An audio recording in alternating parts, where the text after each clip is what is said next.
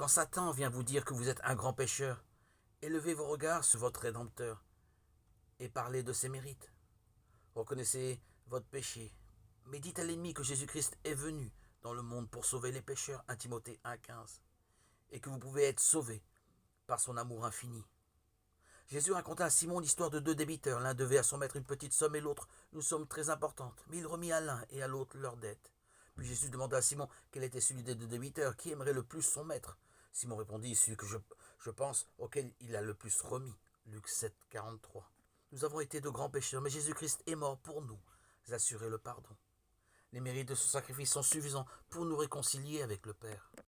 Ceux auxquels il a le plus pardonné l'aimeront le plus et se tiendront le plus près de son trône pour le louer de son grand amour, de son sacrifice infini. Ce n'est que par une connaissance plus approfondie de l'amour de Dieu que l'on se remet mieux compte de la malignité du péché.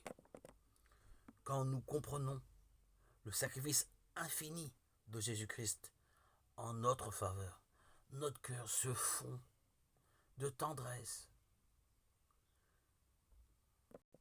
et de douleur.